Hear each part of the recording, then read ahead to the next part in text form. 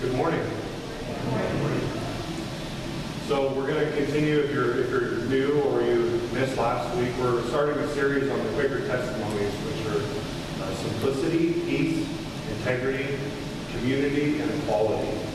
They're all rooted in Scripture, and they're all part of proclaiming with your life, with how you live, that the gospel will work in your heart. And so these are historic things. You're going to learn a little bit about Quaker history, old and new.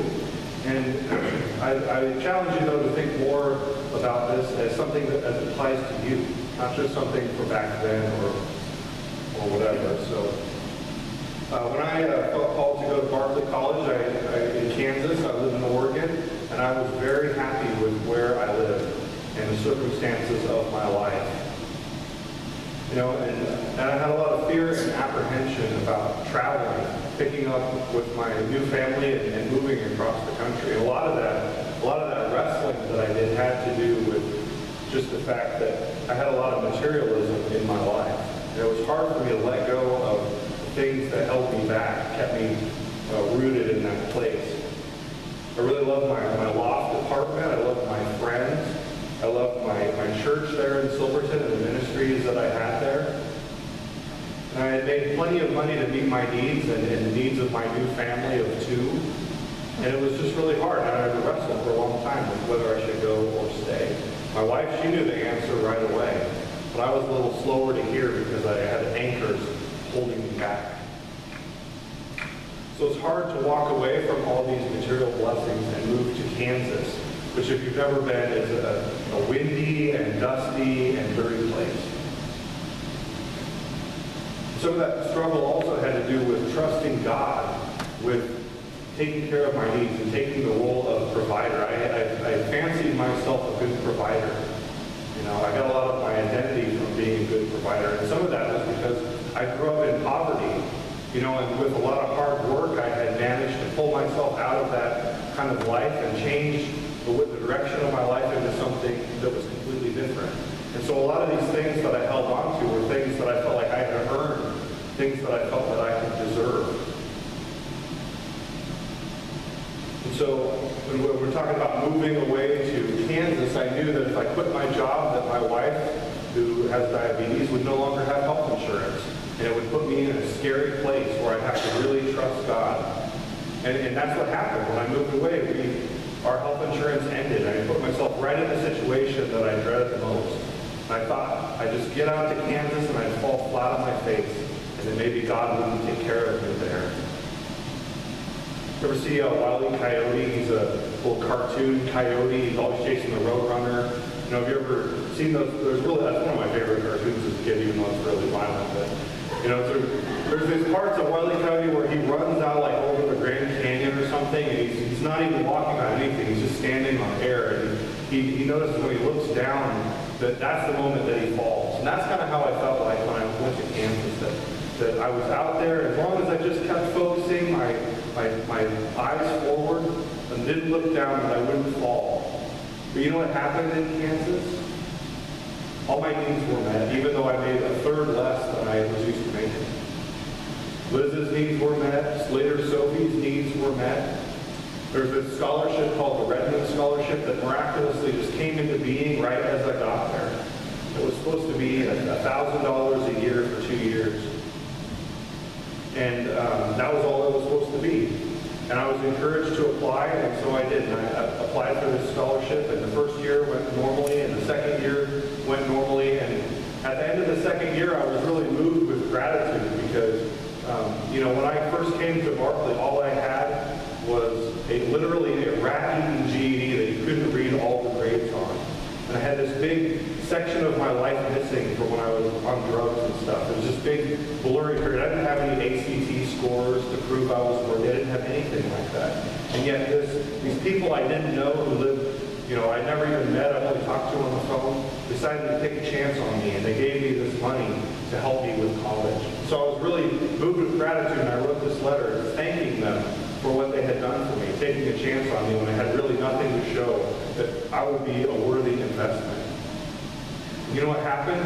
The lady who got that letter sent me another $1,000, and she encouraged me to apply again the next year. And that year student who had gotten the scholarship, maybe the only other student who got the scholarship for all I know, dropped out. And so they gave the scholarship for this student's money to me. And I was encouraged to apply again. And the next year when I applied, the lady gave me $5,000. And that was enough money for us to meet all our needs for the year and even move back home. And so it's embarrassing the way that God can bless us sometimes when we really trust in Him in the midst of all our fear. And so, that's what we get sometimes when we decide to cling to these blessings that we have and not just trust God that God will take care of us, even if we go off to the desert or wherever God calls us to go. And so we're going to be talking about simplicity, and a lot of simplicity is about trusting God to take care of us in all these material blessings of our life. Jesus' words to us about looking at the birds of the air and looking at the flowers of the field and not worrying so much about what's going to come tomorrow are just as meaningful and important to us as they were to his people back then, even though we live in a time of ridiculous prosperity. But as we talk about simplicity, I think it's worth talking about the complexities of our world as well. Our world is rapidly changing. Technology is changing the way that we live exponentially. And this year alone, humanity will produce more information than the previous 5,000 years. And this is doubling every year. 7 years ago brought us the birth of the smartphone, which has revolutionized the way people communicate. And 60% of the people on the internet now use a smartphone to be on the internet. Let's admit, many people have no idea anymore how to live without it, and that only came 7 years ago.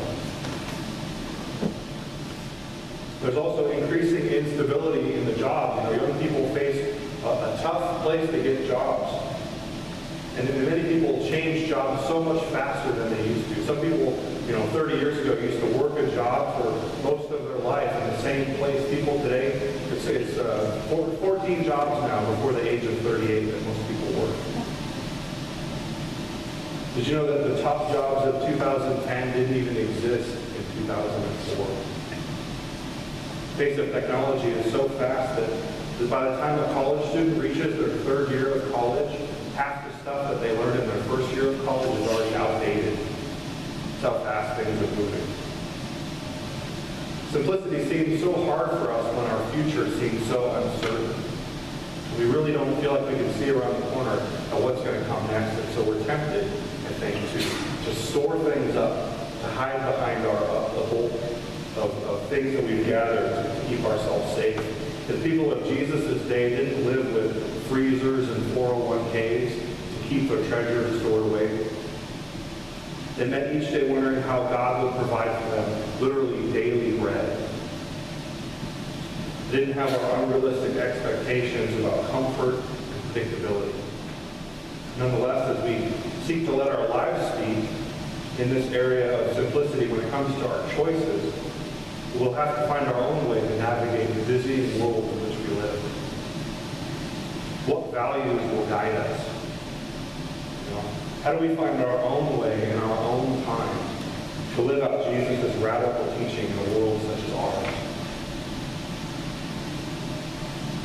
Stewardship is a word that Quakers throw around a lot. They seem to be especially fond of this word stewardship.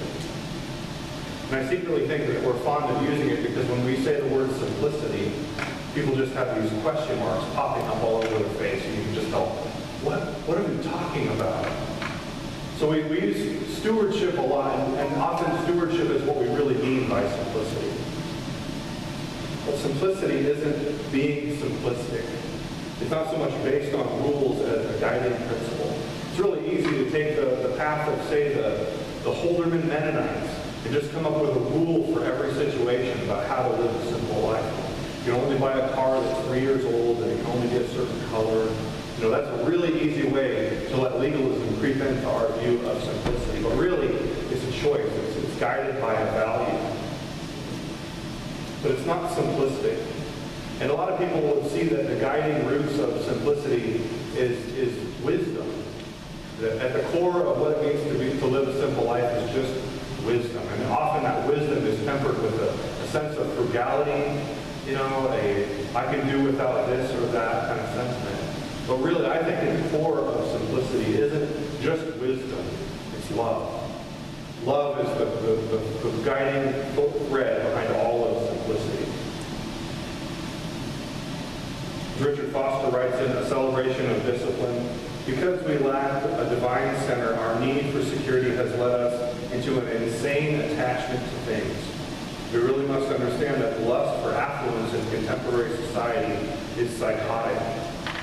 And I think that picture behind me demonstrates that psychosis really well. We really must understand that the lust for affluence in contemporary society is psychotic. It's psychotic because it has completely lost touch with reality. We crave things we neither need nor enjoy. We buy things we do not want to impress people we don't like. We are made to feel ashamed to wear clothes or drive cars until they're worn out. The mass media have convinced us that to be out of step with fashion is to be out of step with reality. It's time to awaken to the fact that conformity to a sick society is to be sick. Until we see how unbalanced our culture has become at this point, we will not be able to deal with the mammon spirit within ourselves, nor will we ever desire Christian simplicity. And I think, Foster wrote those words in the 80s, and I think things have only gotten more extreme in our time.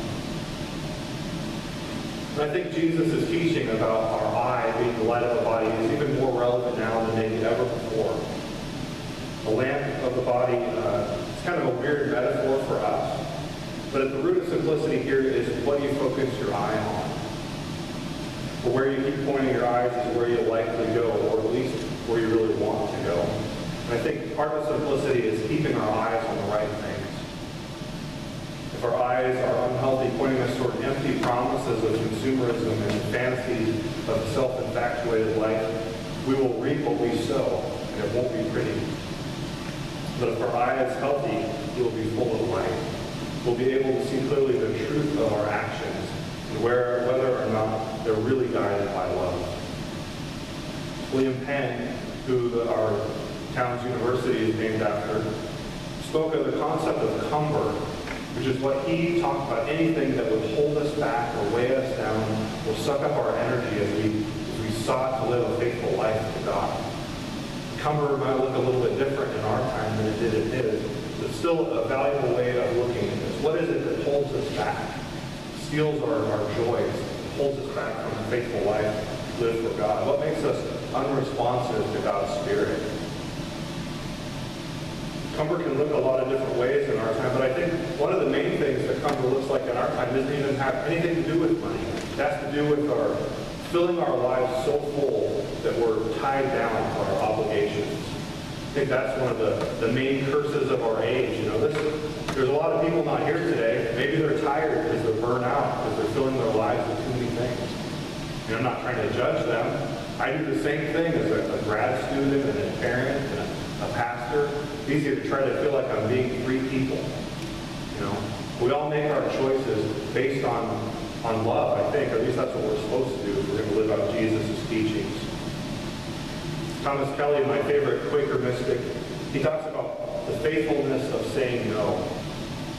That obedience to God can be just as obedient when you say no as when you say yes. And it's easy for us, I think, to go on collecting responsibilities and to just not say no to anything. And it's just not loving at a certain point to continue doing this, to continue to live this way. Eventually, we all have to grow up and learn the difference not just between choosing between something that's good and something that's bad, but between choosing something that's good and something that's best. For me, as I try to make my way through the busy world that I live in, I realize I can't do everything. That I have limitations. I have serious limitations. And I have to choose between what I really value and what is just peripheral. In order to say yes to something, it means I have to say no to something else. So it's not simply choosing to suffer like a martyr to put our holiness on display. That's not what simplicity is all about. It's rooted in the simple truth that we're all called to let our life speak when it comes into our actions, how we live our lives, and how the gospel is at work in our heart. And so this can transform us not just, for someday when we get to heaven, but right now, in every decision that we make, in every action that we take. We can truly let the work of God penetrate every area of our life without any bounds at all. Dick Sartwell was a retired pastor in Oregon. I think he was a pastor out here somewhere at one point, but he was fond of saying that simplicity isn't how many sweaters you don't have in your closet. And I think that really captures something about simplicity. It's not just being a minimalist for minimalism's sake. It's not really quantified by how great a financial safety net you require. Simplicity doesn't mean that you live a streamlined life for no reason. It's not because Quakers are minimalists, but because doing so gives us greater freedom to be more generous, to be more available, to make our love and God's love known tangibly to all the people that we meet, to all the people that God has called into our life. So realizing that God is the real owner of all things, we begin to think about how we might be a conduit of God's blessings to others.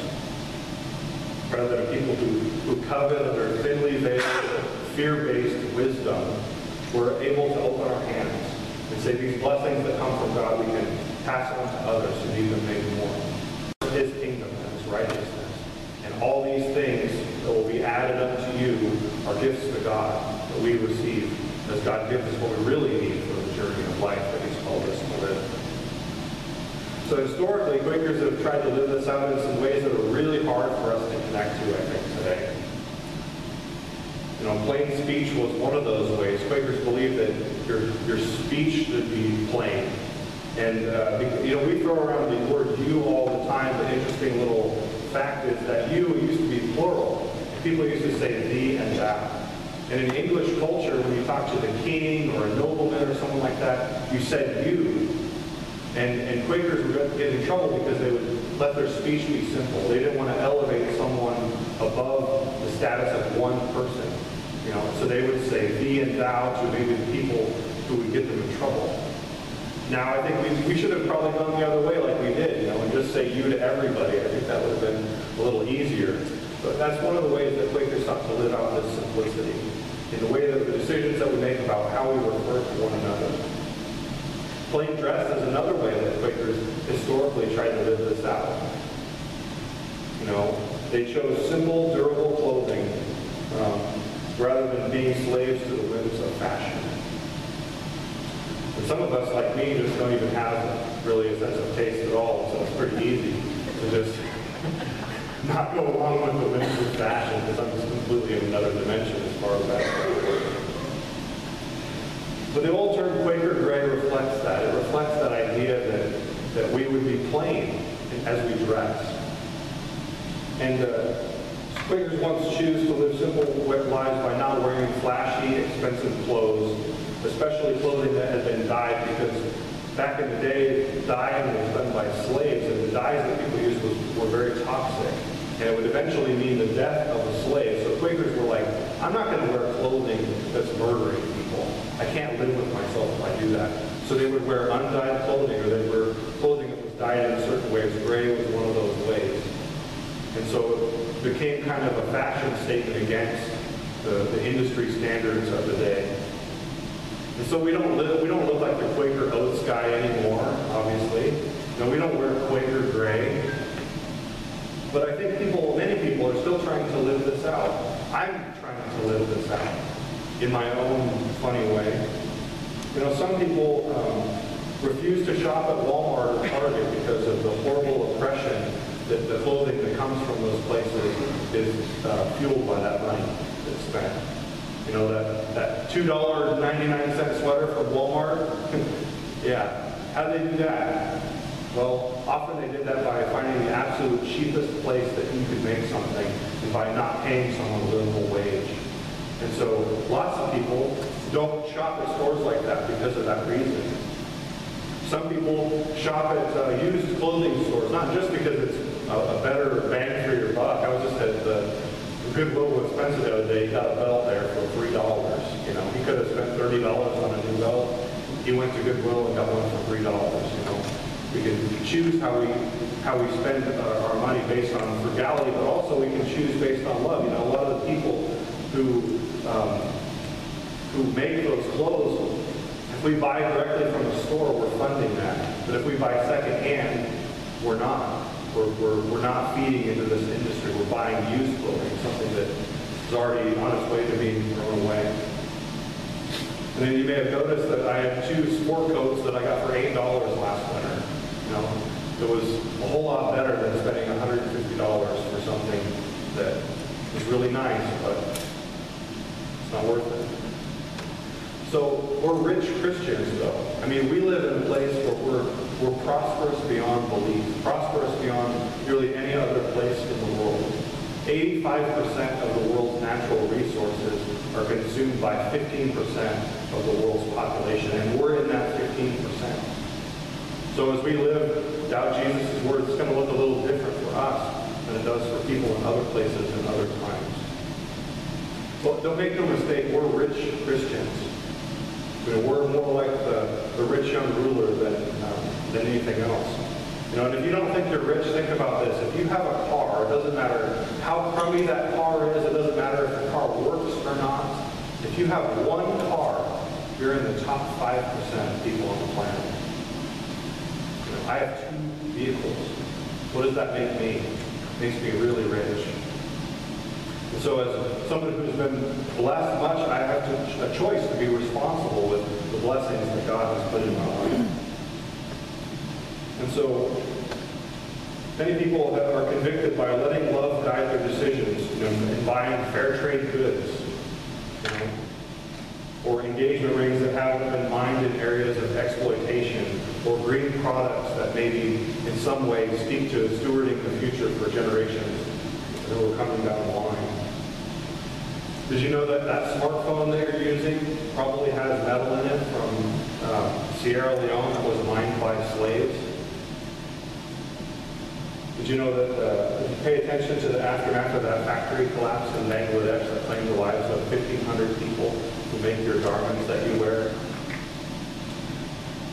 Things we hold so dear and think so little of often can be ruining people's lives in other areas of the planet. And it's okay to let that love thy neighbor ethic be extended across the ocean. Think about it in terms of a global community. It's something that we in our information age can really do easily. It's not that hard to look at Human Rights Watch or Google the country where your clothing comes from and think about who it is that lives there that's actually making the stuff for you.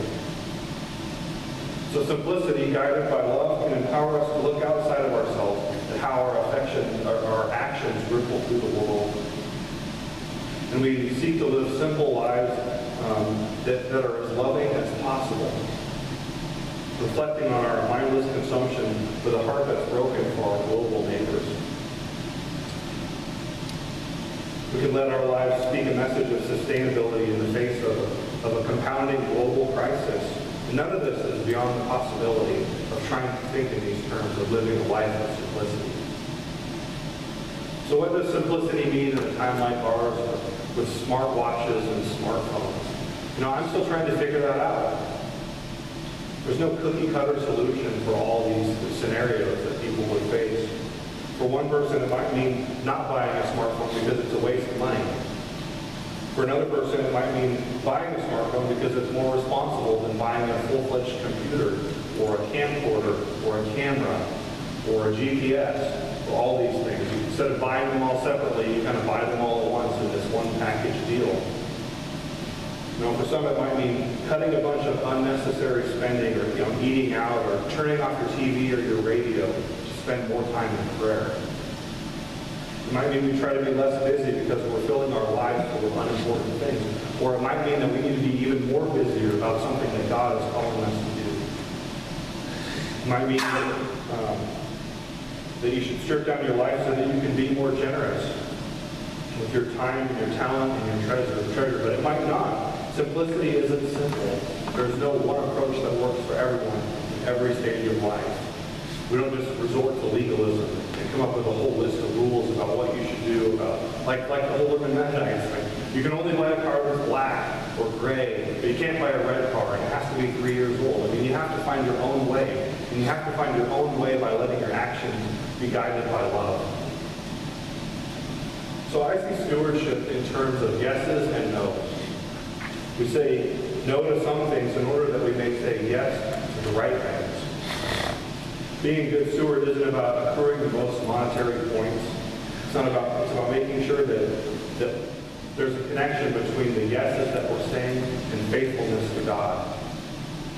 Committing our lives to making sure that the things that God is calling us to do are the things that thrive. So we're not successful stewards through hoarding, nor are we stewards through wastefulness. We're good stewards when there's integrity between the vision that God has given us and the actions that we're taking to carry that vision out. So we say no in order that we may say yes to answering the call of God. Whether that looks like furthering the ends of discipleship or using time and resources to reach out to our community or raising money for a missionary overseas. It's not the cost involved as much as being faithful and responsive to God's will. Mother Teresa once said, "We can do no great things, only small things with great love." And I think that's the vision of stewardship that we're best served by. That idea that we can let love penetrate all of our actions. So the church isn't a business, it's not a corporation that should make decisions based on what's good or what profits or losses we have. It's not about that. That's not what the vision of stewardship that should guide the church should be. So we just have to realize that we're not called to do everything. But we are called to do certain things here as the friends of Oskaloosa. And as we seek first the kingdom of God and His righteousness, and God adds His blessing to us, we have to recognize the source of our blessings and use them for God's glory. So it's not about what we have or don't have. It's about our willingness to use our lack or abundance for the glory of God. What must we let go of that's holding us back from being good stewards? What must we take hold of to ensure that God's most vital work on us thrives? So those are the two queries I have to challenge you as you go into this time of open worship. What must we let go of that's holding us back from being good stewards? And what must we take hold of to ensure that God's most vital work among us thrives?